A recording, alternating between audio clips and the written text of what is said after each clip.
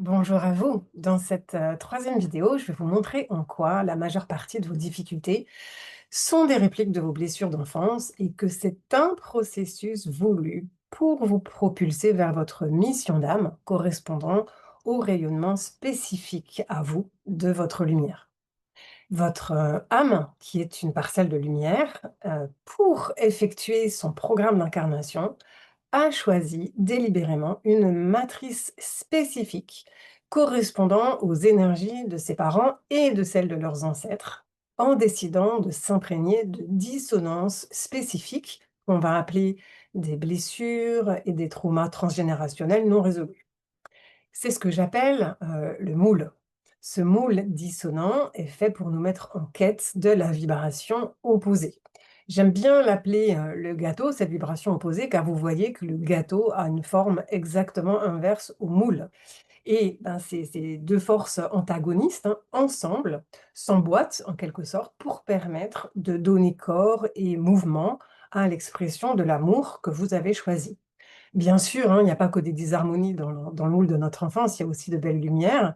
Mais nous, là, on va s'intéresser de près, aux dissonances puisque ce sont elles qui polluent nos vies et semblent nous empêcher de rayonner l'amour, la gratitude, la joie, hein, le plaisir et l'abondance, entre autres.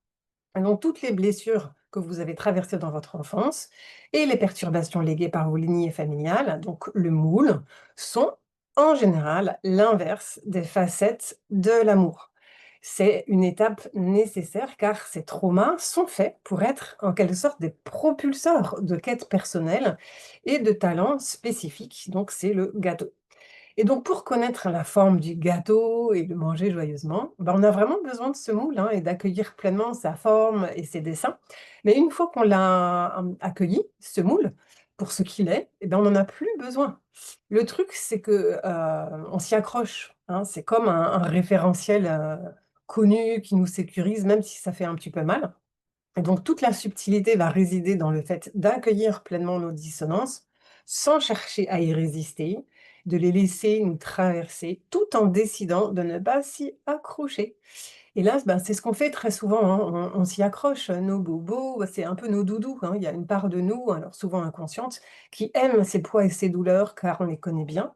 C'est ce que Lacan nomme la jouissance de la souffrance. Et quand on prend conscience des bénéfices secondaires de nos souffrances, ben, c'est plus facile de les laisser partir.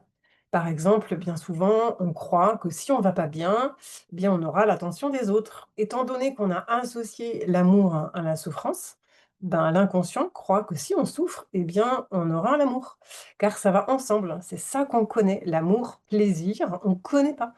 Alors, ça peut faire peur et comme le suggère, l'autre psychanalyste Carl, Gustav Jung, l'inconscient préfère ce qu'il connaît, même si ça fait mal, plutôt que ce qu'il ne connaît pas, parce que ça fait peur.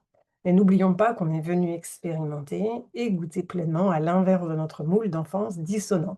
Il y a donc, oui, il y a donc un travail intérieur de transformation en réalisant que notre but, c'est d'associer l'amour, le plaisir, le bien-être, etc.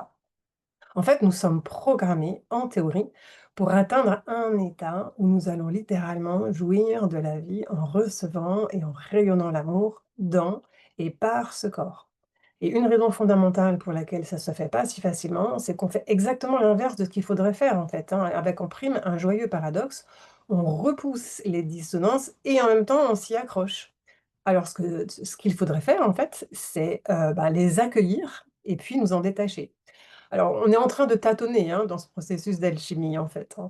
Et dans la prochaine vidéo, bah, je vous expliquerai en détail en quoi une bonne partie de nos difficultés sont de vraies métaphores du processus d'alchimie en cours dans notre vie et sur la planète.